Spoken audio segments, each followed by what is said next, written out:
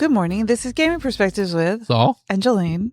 And today we're talking about Brindlewood Bay. Saul wants us to take a closer look. Yes, because we've talked about mystery games in the past, what are good mystery games and what they are about. And we mentioned Brindlewood Bay, but we hadn't played it. And we got to play it. We got to play it, yes, this last weekend. And it was eye-opening for me because for a number of reasons. What is Brindlewood Bay? It's a mystery game, mystery RPG game, and players play matronly ladies who solve real crimes. They're called what are they called? Matronly mavens or something. But so this game takes a huge, I would say, inspiration, if not mimics the idea behind Murder, She Wrote, which is a TV series from the 80s. But it's not only Murder, She Wrote. No. I mean, that's what I think. That's what like the person who was coming up with the idea thought of. But of course, they were probably influenced by general mystery shows from TV, or even mystery books that mystery books that people write. I mean, there's all kinds of ideas for this game. Like they call them Maven moves, and some of the shows that they come from, like the Rockford Files, Scarecrow and Mrs. King, Colt Seavers. What show is that? The Fall Guy. The Fall Guy. Remington Steele, Quincy. So obviously they loved 1980s. I wouldn't even say mystery because they kind of go into and 70s, right? Because Columbo and the 70s, yes, and 70s and 80s, and basically those are the models and those are the ideas that they use for examples of what your character can do in a pinch, kind of like their special moves. You can get those inspiration from even more modern shows of today and like British television shows. Obviously, these people didn't watch British television mysteries because there's not a British television show example. So they're all American TV shows. So there's like a new show, Lindley on BBC? I think so. Yes. What's the big deal about this game? So you play older ladies who are in this like a book club, and for whatever reason, the sheriff or the law uses you to solve mysteries because you have in the past probably done it once or twice. And because your characters are all into solving mysteries, you are like, what do they call those people? Like consultants or professional witnesses kind of thing. It's totally Jessica Fletcher, right? Jessica Fletcher. That's what I forgot who that lady. In her town, where no matter where she goes, even when she leaves the town, people die. So That's basically what this is. So when I first started reading reviews about this or explanations of how the gameplay worked, one, it was a PBTA game, Powered by the Apocalypse. Not one of my favorite systems. I've talked about that system before. I've talked about Apocalypse World. It may have been, now I'm pretty much convinced, that the person who ran it just didn't run a good game of it. Well, we've played a lot of Powered by the Apocalypse games, and I have found that I've learned my You learned to love the system? I like I do. I know when I roll my dice, if I get a 7 to 9, there's going to be a complication, but I can do what I want. If I get a 10 or above, I'm going to succeed. And if I get a 6 or below, I have failed, and something bad is going to happen. Right. So I think the problems I had with PBTA games was the dice mechanic. To me, there's a lot of failing going on to me.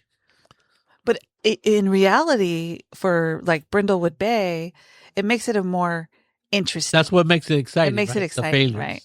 So I think, again, I come from a D&D background where failure is not much of an option. You die if you fail, right? So there was that. PBTA, use moves. I don't like the idea of being hemmed by certain moves. Like, this is what you can do. Okay. You have these moves that you can do. And of course you could like, well, this is the kind of move you're trying, a strong move, fast move, or whatever kind of move you're doing. It just, to me, it kind of, what is it? It kind of like strangled my creativity of what I wanted to do and how to do it. But your mind. In my mind, right. Again, these are all things that I thought about this game before this last weekend. So what do moves mean, right? If you never played Apocalypse World game, moves are the things that you can do, your character can do. And in this game, they really curtailed the number of moves. Like some games, every character had a different moves they can do. In their playbook. In their playbook, right. Exactly. In this one, we all share the same moves. There's and they're really easy. There's a day move, right? A night move, a cozy move, and then there's the occult move. There's a special, the Gold Crown Mysteries move, which you can call on whoever wrote the mystery. And then there's the meddling move, which is when you're trying to get a clue. Which is the one you're going to use all the time. Yeah, sometimes you use, as you're going through things, you have to use like the night move or the day move sometimes. So what I liked about it is that it's really for the kind of game that you're doing or you're playing in, this mystery, trying to find clues, these types of moves, like the occult move, we didn't even touch. But if you were going to play like a campaign long term, then you would definitely, because it's part of the game. Right. It's just that since it was a one shot and an introductory scenario. And an introductory scenario, we didn't have to meet the occult to do that. Although there was a bit of an occult in it anyway. Yes. Well, the whole idea is that if you play this game long term, there's this long, dark growing of evil that's happening. Powered by the Apocalypse is not a Call of Cthulhu game. No. Okay, I'm just making sure because it's Cthulhu. It's basically Cthulhu against old ladies. Well, I mean, not at the beginning. You're solving mysteries, and in those mysteries, you run into things. You run into things. It's a different system, but a different system. This one is pretty easy. So the difference between a night move and a day move is that day moves are inherently easier or less dangerous, simply because, well, in mysteries, if you're out during the day, there's people out, there's the public, there's light, so nobody can surprise you or get you unawares. So during the day move, you can do something risky that you fear. You name what you're afraid of, what will happen if you fail or lose your nerve, and then you roll the appropriate ability. In a night move, same thing, but whatever you say, the keeper is going to go, okay, but if you fail, it's even worse than that. And he's going to tell you what's going to happen. Right. So that's basically the difference. So it ups, what is it? It ups up the ante. Yeah. Of, what is it? Of succeeding or failing. Of succeeding, but in your failure, it ups the. Oh, you get you get a condition. Right, but what it does, it gives you. It's more. If you fail, the consequences are much worse. Right. Yeah. So I like the idea that just because it's at night, it's inherently more dangerous. Oh, because you're an old lady, okay? And it was hilarious because usually once a month we go to my sister-in-laws are part of a club called a women's club. Yes, a local women's club. And I joined it because my sister-in-laws were going. Saul has been off of work on leave for a little while, and so he's been going with me the last couple of months. And he discovered that watching these older ladies in at the club, and we also went and played bingo with them. And when he started playing this game, I go, "Where did you get your inspiration from?" Because he was like on top of it, and I'm like, "Where is he coming from?" Because I watch all these shows. And this is like second nature in my mind. But Saul's like, he told everybody, "Oh, I don't watch mysteries. I don't watch mysteries. I mean, I watch the BBC mysteries that you watch, the ones that are interesting, but the ones I'm not interested in. And if I go to sleep, you'll stay up and watching those really slow snorefest mystery shows. But other ones I don't mind, right? Other ones I find interesting. But for the most part, like Murder, She Wrote, never. I think I've seen one or two episodes. Seen some of them, but only because you were watching it. Because my mom was watching it, and I'm like, "Oh, this is terrible." Or I would turn around and I'd get on my computer. But you saw Columbo when you were a kid. That's when I was a kid. I had no choice, and I think I told you when I was playing when there were. Okay, I come from an era when there was only one TV in the house, and it got 3 channels, 4 if you're lucky. UFH, right? Channel 36 was my local channel. Was the if you could get the Rabbiters right. Yes, if you get the Rabbiters right. And you were close enough to San Jose. In this case, San Jose was independent channel 36. And then there was ABC, NBC, and CBS. That's all there was. You didn't get a PBS? Yeah, it came in snowy, so we never watched it. Ah, I mean, snowy. Well, Right, you right. guys, the kids don't know what snow is, but on the TV. But that's it. And so what happened is my oldest sibling at the house would determine what we watched. She watched some pretty boring shows, at least for a five, for a 6, 5-year-old, yeah. 7-year-old kid or younger. So just because the TV had Macmillan and Wife, Columbo, was the guy in the McLeod, the guy on the McLeod. horse, other things like that, doesn't mean that little Saul Morales was paying attention. He was probably playing with his toys or playing his own game or doing something. Yes, the TV was on. Yes, I heard it, but I did not really. Which is so hilarious to me because the same thing was for me. I was a couple of years younger than you. My grandparents and my parents loved those shows. That was all that they watched, right? I understand that. And I just watched them like I just soaked up everything. I mean, there were some shows that I watched, like Rockford Files. And I've talked about it before when we talked about mysteries.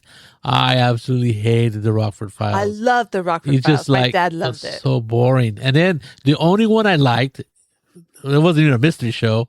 It was Beretta, right? Because he was like action, tough guy. And then there was some other shows, but like other shows from the 70s, I was just too young to like or to understand. Like All in the Family, the Jeffersons, all kinds of those shows. They might have been on television, but for the most part, I was off doing my own thing. And we had this humongous living room where the TV was, and literally the TV could be on, and we were on the other side of the room, and I could be playing toys, and I could not even hear the television.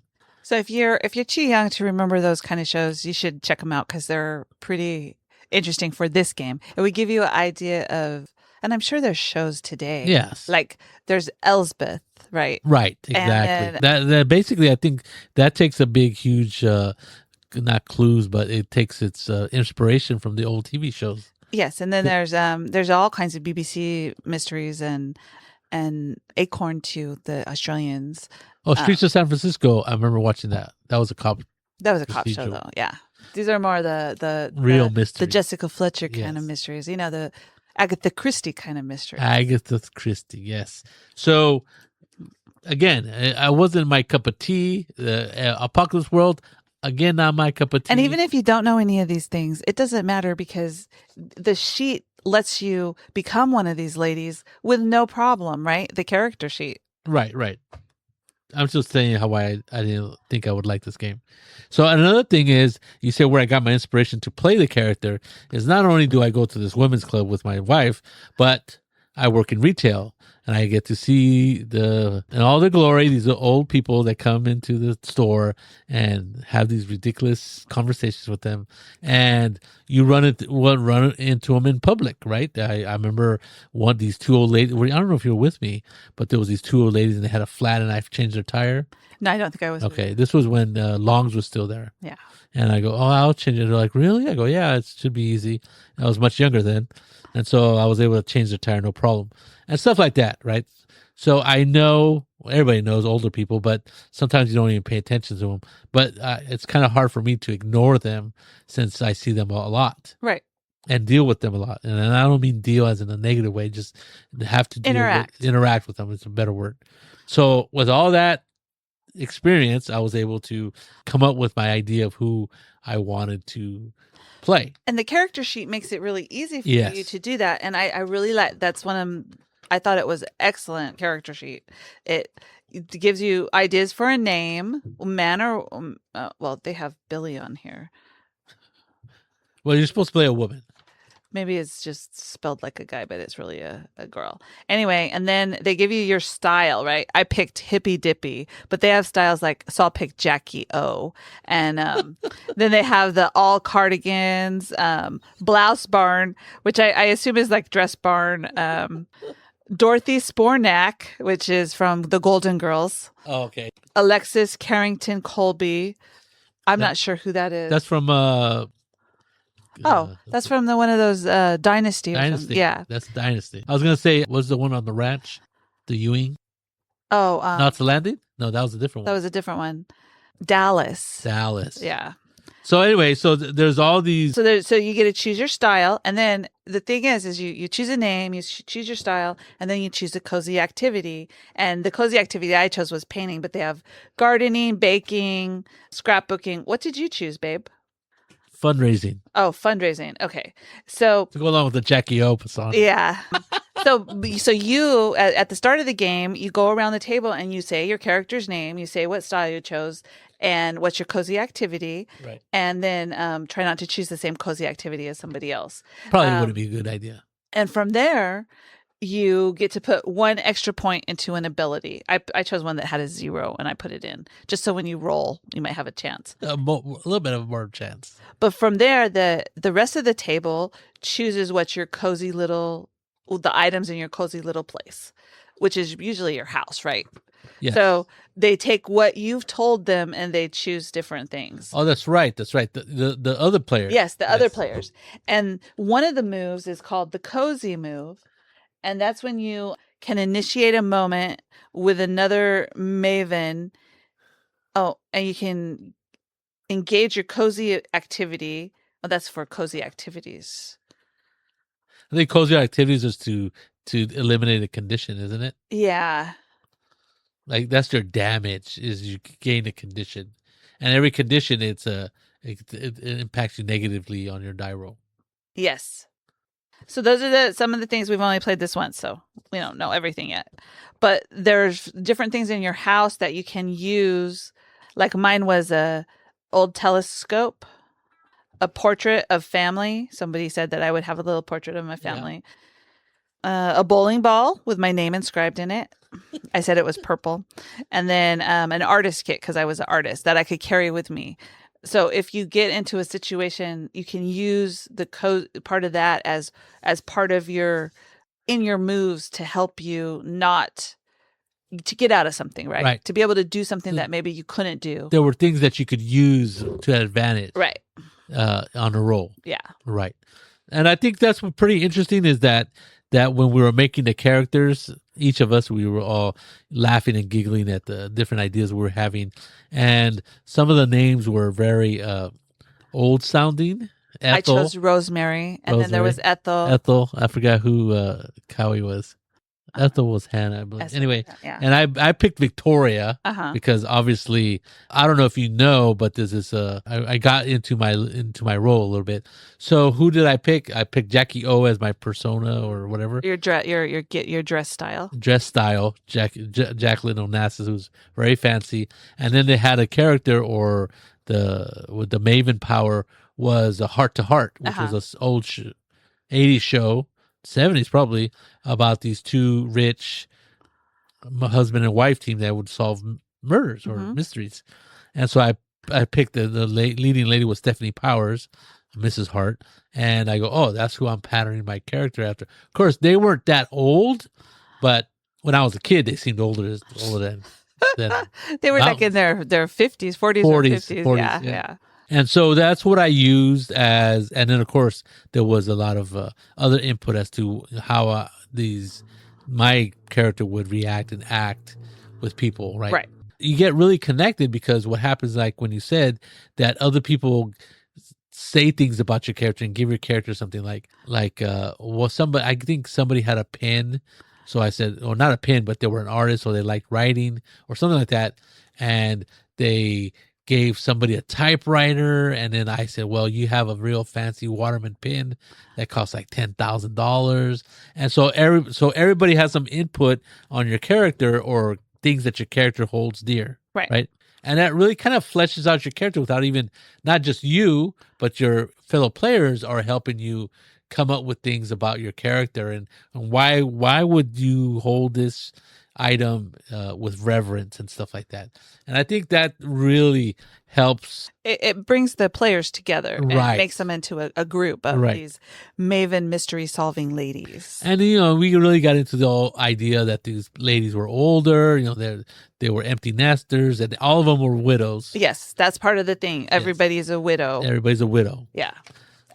So one of the things is you tell what your husband's name was, and if you had children and different things like that, so that it so you go around twice, right? You introduce yourself, people help you put stuff into your character, and then once everybody's done that, you go around one more time and you introduce your husband, who your husband was, maybe what he did, and if you have kids, Right. which helps to flesh out the characters even more. So then you start on your adventure, which Right. usually is either you're somewhere where a murder happens, and because this is what you do, you just decide that you're going to solve it, or you're like at a meeting that you have monthly or whatever, and the police officer comes and says, or the The sheriff, sheriff. he says, "This happened. Can you please help me?" Because you've solved mysteries for him before. Right. And I think that's straight out of That's the straight out of Murder, She Wrote. Murder, She Wrote. Yeah. Again, and wasn't Tom Bosley the sheriff? Part of the time, yeah. A part of the time. And Tom Bosley, if people don't know, was the dad in Happy Days. Happy Days, right? So it's good to know that Mr. Tom Bosley was able to extend his career past Happy Days, and actually he did a bunch of other shows. Anyway, that is the setting and who you are and why you're solving mysteries, because you're like in a club that likes mystery books, and this is an opportunity to solve a mystery on your own, Yeah. or and help the police or help the community, because you guys are older and maybe don't have a lot to do and are You're making lots of assumptions. making a lot of assumptions. Well, yeah, let's hope. Then the GM just says, "Okay, go." He gives you the basics of where the person died, what happened, and then you're supposed to. The sheriff usually gives you a little bit. Ours was some guy going overboard on a boat and Yes. washing up on a beach. Right. So then you just go off, and unlike D&D, it's okay to split the party on this one, Yes. so that you can get the clues in a reasonable time Amount of frame. time, yeah. And not so, only that, you don't want the big mob to stick together and Yeah. go to one place, because it's not very efficient, right? right. And then another thing is, it's not like D&D where you're trying to make an optimal party. So like, and this happens in D&D quite a bit. We got to get through that door. Brutus, the person with the most strength, is going to hit that door. No, it's not about maximizing or playing optimally. It's about these ladies trying to solve a mystery. And I think a lot of people might get put off guard by the idea that you don't want to stick together, because that's like the biggest no in D&D. Do not split the party. So if you feel that way, then buddy up. Do 2 people and 2 people, right? 2 people go one way, 2 people go another way. But That's what we did, everybody, because everybody has to have their own. Everybody's going to make their own moves, right? You're going to try to meddle to find a clue, Right. and then the clues are. It's interesting because it's not the murder isn't there. The GM doesn't have a thing. He did it in the dining room with the candlestick. It's not predetermined. Right. So, but the clues are just a random clues that they give out. They have stuff to do with the mystery, right? It's not like something to do with it's not the same clues. Yes, all the time. All the time. As you gather your clues, you want to get. I wasn't totally clear. We had to have 6. We had 6 or something. So every mystery has a rank of how difficult it is, or the complexity. So this one was a complexity 6 mystery. The amount of clues we had, I think we had 8. We got 8. You subtract the rating from the number of clues, and that's the bonus you get to the die roll at the end of the game. And the thing is that though these clues seem random, they are sort of tailored to the adventure scenario. Like this one took place on a yacht, and somebody said, "Oh, I saw them I saw his feet walk by when I was in the hot tub." When I was in the hot tub, and it was 10 o'clock at night. 10 o'clock at night. So that's a clue, right?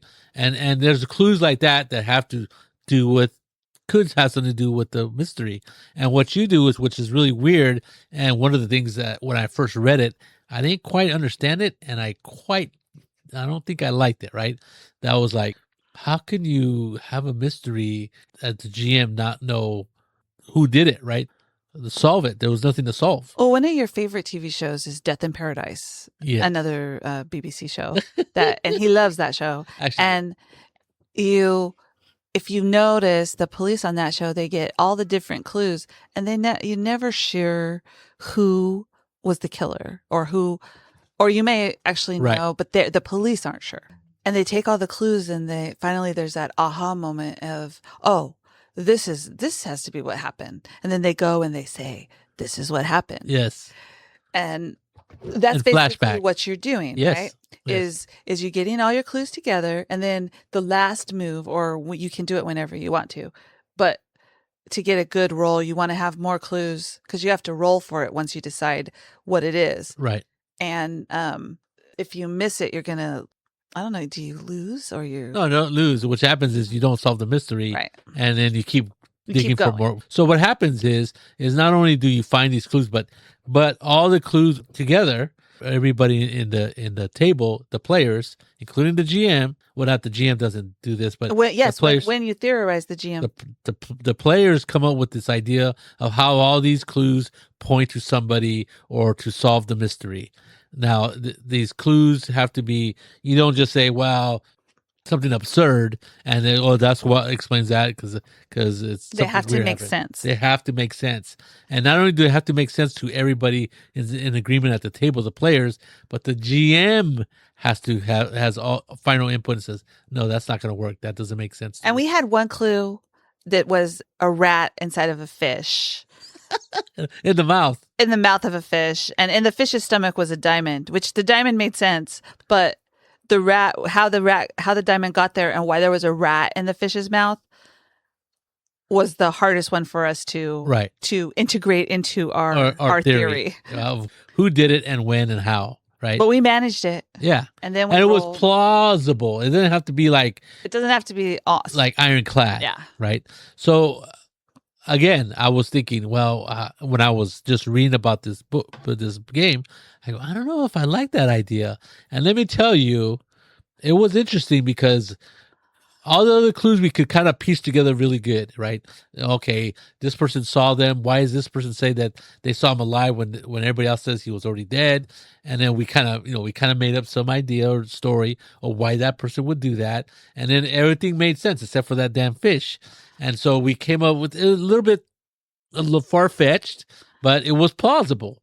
And it was the only clue that was kind of like weird, I thought. And then later on the GM said, well, I saw that clue and I wanted to know what would happen, how it was going to fit in.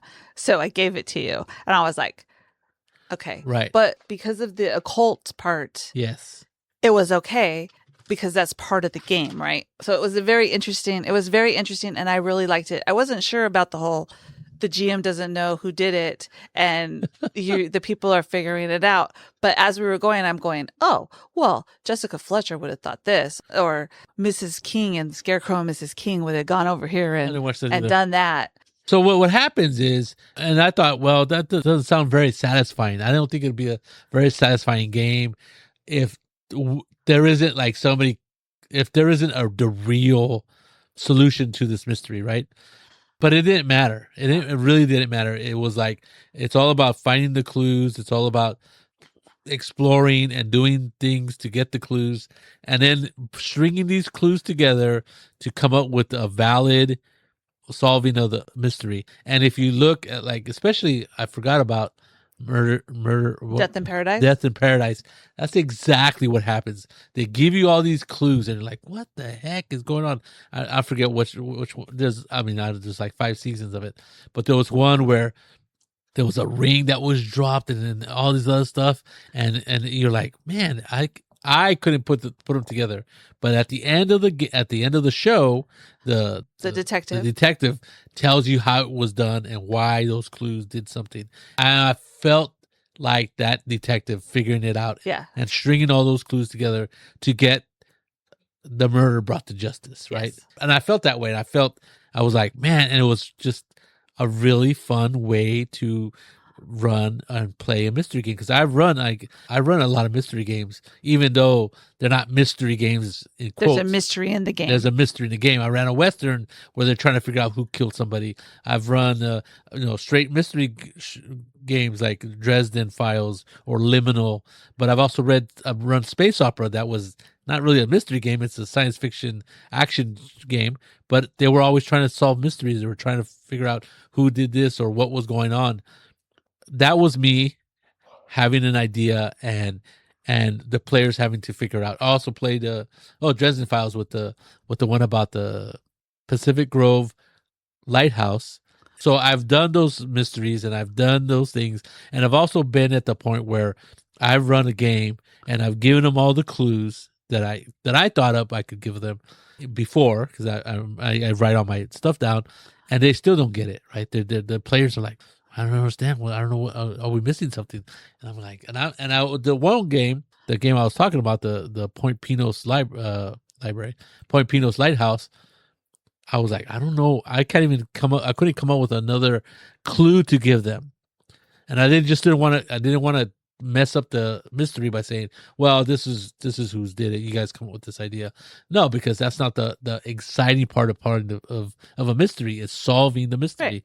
And I thought that the GM had to have that kind of thing going on, but absolutely not. Because when we were stringing together all these clues and making them make sense, I felt like Jessica Fletcher telling you, oh, the key was here because of this, and the camera was turned off because of that, and this, and that's why this is who killed this person. And then there's the roll, which I don't think is the roll was very well. Was it the last roll where he said I was going to die? Or was that the roll before? That was the roll before. Clue? So when you're making these moves to get the clues, yes, there's always going to be like, what is the worst thing that's going to happen? Or what do you fear that's going to happen if you fail? And you tell them and they go, well, they come up with, well, it's actually worse. Oh, yeah, because you were on the beach and you were going to get shot. That's it. Yes. It had to do with the fish. That fish. And the rat. And the rat in his mouth. And I was like, and the GM goes, and if you fail, you're going to get shot and die. Yes, I thought it was like, whoa. Cowie was with me, and Cowie's like, what? Wait, no, let's not. And then I'm all, it's okay. And I'm all, so because you have a choice to make. You can either back down and not make the roll. Oh, yes. And then the game goes on, but you take a condition, or you can use a crown move if you fail, which is something later on in the story save that your you bacon. have to. Yeah, it's like a fortune point or a plot point in any other game, where it basically saves your bacon. But in this case, it doesn't leave it up to the player or even the GM to come up with something. There's actually a list of things that and you pick one. Like I picked for one of the times when I needed to use it, I picked tell a story about your child, a memory of something, right? So and you just work it into but you don't have to do it right then. You can do it anytime during the game, right? And I chose to have a flashback to when you have flashback to your husband, right? Of that fond memory. I worked that into, because I didn't want to get hit with a bad thing right away, and I was able to work that into a scene, and so I thought it was pretty neat. I thought it went really well. Like I said, I was kind of hesitant about liking this game, but I know Bay was really interested in. Well, he's obviously run it before, and I was like, well, Bay is a pretty good mind for games, and he doesn't run bad games, and he's a good GM. So if there's anybody that can make me like a game that I don't think I would like, would be Bay. There's of course other GMs that I know that are very good, but I wouldn't even say I was pleasantly surprised. I was pleasantly shocked at how much I liked this game and how much I kind of thought it was all these things against it. There was not a predetermined killer. It was a Powered by the Apocalypse game. It was about old ladies, and it was based on on a show that I didn't really like that much, but there's other shows that I do like that do this kind of pattern, and I just like I like the set dressing better than some old lady walking around and solving mysteries, or usually somebody gets killed, which I would say if I was a character in that world and I saw Jessica Fletcher coming toward me, I'd say, you know what, lady, stay away, because you're just like the angel of death. It just follows you everywhere you go. I thought that It was great. I, of course, as soon as it was offered that I could play this game and Bay was running it, I was like, oh, I'm in. I mean, I want this one. I signed on the dotted line. And And that's another thing is it was good pick for both of us, because for me, I was like, well, I was kind of down on the game. I was like, it doesn't seem like it'd be my cup of tea. And Jolene was like, oh, it's definitely my cup of tea. So we both went at it for totally different reasons. And I think we both really enjoyed it. And so did the other two people that we were playing with. And like I said, I was pleasantly shocked at how good this game was. And a lot of it, of course, depends on the players, but it's really well written, and I can see how people can really get into this game and enjoy it quite a bit. I could see it becoming a campaign kind of game for if people really enjoy it. And apparently a lot of people do, because I was watching YouTube and saw a whole bunch of people playing it. Right. I told Saul, a lot of them didn't sound like they were from the United States. I go, hey, I might have found my people that like the same stuff I watch. Across the pond. Well, there is seemingly a large number of mystery shows on the BBC, so maybe they're just ingrained in their psyche. But yes, it's a good game. I really liked it. Like I said, my previous said bad words about it, or was kind of a Debbie Downer about it. It's completely changed my opinion of it. Like I said, it's a fun game. It doesn't seem like, for some people, it may seem like it's not their cup of tea, but let me tell you, give it a chance, and you just might be surprised how much you enjoy it. And I saw on one of the YouTube channels that I was watching, I saw that there was the regular book and there was something called Nephews in Danger or something. Right. And it had like a Cthulhu kind of thing coming out of the corner of the book. I was like, oh, okay. I can see that as part of a campaign kind of thing. Right. I think they have a couple of sample adventures in the book, like 3, I think. Mm-hmm. And then since it's powered by the apocalypse, then it's probably open source or Creative Commons or whatever it is, so people can make scenarios for it, and they basically have scenario books. And it's pretty cool because if I saw the books on YouTube, and if you're running it, it gives you like the people that people are going to run into, right, for that scenario. Yes. And then it has the clues and what happened and stuff, and then you delve out the clues, and then your group just figures out what is going on, and they tell you what happened. And then if you roll high, use all your moves, that's gonna be the way it is. Yeah, like I said, it really does work really well. I mean, I was thinking I was a lone lady for quite a while. It was pretty good. So there you go. I would definitely try it out. Definitely. This is Gaming Perspectives with Saul and Jolene. And you have a good day.